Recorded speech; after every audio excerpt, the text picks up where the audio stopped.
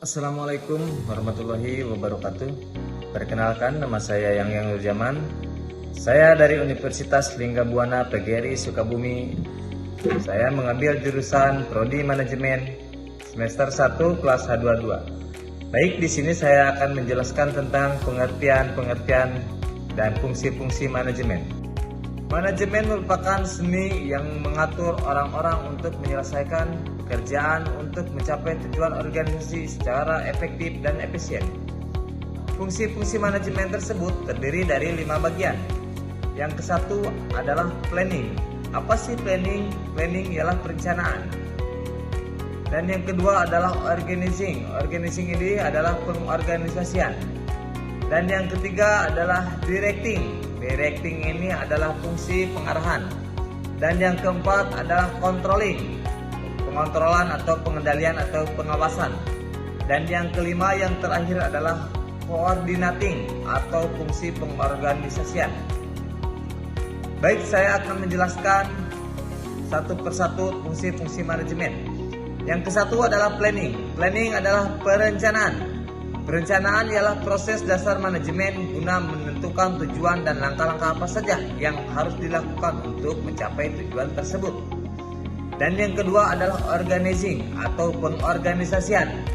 Mengatur dan mengalokasikan tugas pekerja, wewenang, dan peran-peran termasuk koordinasi hubungan antar bagian, baik secara virtual maupun horizontal dalam suatu struktural yang diperlukan untuk menjadi atau mencapai tujuan yang sudah ditentukan. Dan yang ketiga adalah directing. Directing adalah fungsi pengarahan. Fungsi pengarahan merupakan fungsi untuk meningkatkan aktivitas dan efisiensi kinerja dengan optimal dan menciptakan suasana lingkungan yang dinamis, sehat, dan yang lainnya. Dan yang keempat adalah controlling.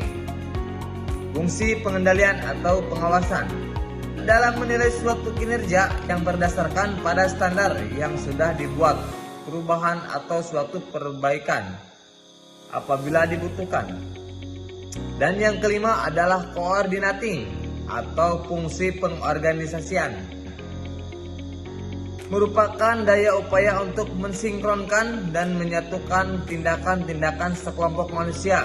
Koordinasi merupakan otak di dalam bidang atau tubuh dan keahlian manajemen tersebut. Jadi 5 poin tersebut sangat penting untuk mencapai tujuan yang sama dalam sebuah perusahaan. Dan dalam manajemen ada tingkatan-tingkatannya, dan tingkatan-tingkatan tersebut dibagi dalam 3 bagian.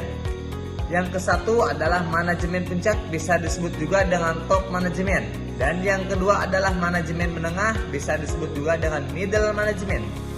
Dan yang ketiga adalah manajemen tingkat pertama, bisa disebut juga dengan lower management.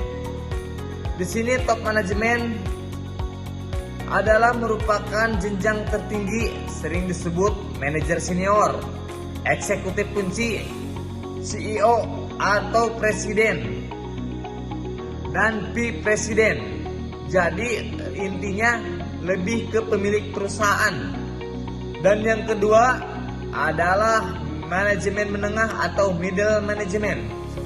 Middle management ialah manajemen yang tugasnya mengawasi beberapa unit kinerja dan merupakan rencana sesuai dengan tujuan dan tingkatan yang lebih tinggi. Manajemen tingkat ini wajib melaporkan hasil pekerjaan mereka kepada top manajemen atau pemilik perusahaan tersebut.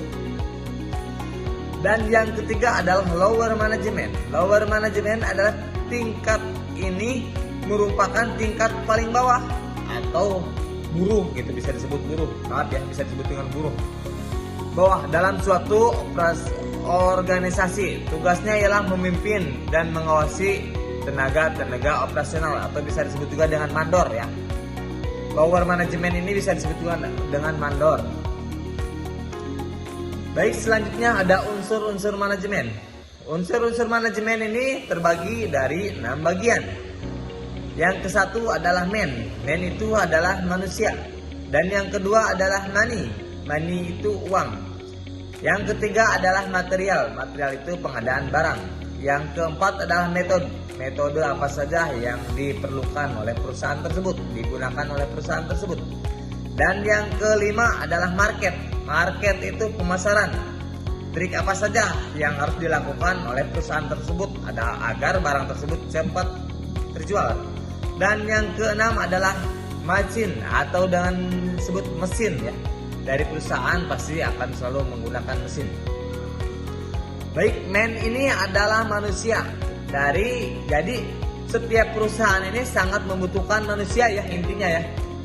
Sangat perlu sekali manusia. Setiap perusahaan pasti memiliki atau ada manusianya gitu. Karena sumber daya manusia sangat penting. Setiap perusahaan tidak mungkin kan semua perusahaan menggunakan robot. Tetap saja setiap perusahaan pasti ada manusia gitu. Kinerja manusianya gitu. Dan yang kedua adalah money. Money ini adalah uang. Seluruh perusahaan tidak akan berjalan tanpa adanya uang. Jadi uang ini sangat diperlukan bagi semua perusahaan dan semua makhluk hidup ya pada intinya ya. Jadi uang ini sangat dibutuhkan. Jadi kita kerja, kita banting tulang dari pagi sampai malam, kita mencari uang untuk mencukupi hidup intinya. Dan yang ketiga adalah material. Material di sini adalah pengadaan barang kepada perusahaan tersebut. Penyediaan barang untuk mengelolakan barang apa saja yang harus dibeli oleh perusahaan tersebut agar produksinya tetap lancar. Dan yang keempat adalah metode. Jadi metode tersebut adalah trik perusahaan. Perusahaan tersebut menggunakan metode apa gitu. Jadi semua perusahaan memiliki metode-metode yang sangat berbeda-beda pastinya itu ya. Dan yang kelima adalah market. Market di sini adalah pemasaran. Pemasaran di sini setiap perusahaan pasti ada marketingnya masing-masing, tingkat pemasaran masing-masing, baik itu lewat online, lewat media pasar, media cetak, pastilah semuanya juga lewat iklan, rupa-rupa. Baik itu menggunakan jasa, semua penjualan atau pemasaran pasti memiliki triknya masing-masing. Yang penting barang cepat terjual. Yang keenam yang terakhir adalah mesin. Mesin di sini mesin perusahaan. Jadi tidak semua perusahaan menggunakan manusia gitu. Pasti akan ada mesinnya. Seperti dari sepatu ada mesin press mungkin ya, mesin press dan apa saja. Dan yang terakhir di sini ada bidang manajemen. Bidang manajemen ini terbagi dari 5 bagian. Apa saja sih bidang-bidang manajemen ini? Manajemen adalah manajemen produksi, manajemen pemasaran, manajemen keuangan, manajemen personalia, manajemen administrasi. Yang kesatu adalah manajemen produksi. Manajemen produksi merupakan rangkaian kegiatan yang terencana dan terkendali dalam rangka mengubah input menjadi output serta melakukan evaluasi terhadap output melalui umpan balik. Dan yang kedua adalah manajemen pemasaran. Nah, manajemen pemasaran tersebut ialah kegiatan pengatur secara optimal dari fungsi pemasaran supaya kegiatan pertukaran atau penyampaian barang dan produksi kepada konsumen bisa berjalan lancar dan memuaskan. Dan yang ketiga, manajemen keuangan.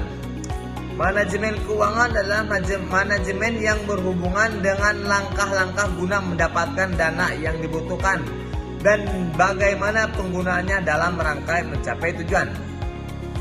Di sini untuk manajemen keuangan, baik itu dari perusahaan atau PT, CP atau kita buka usaha sendiri ya.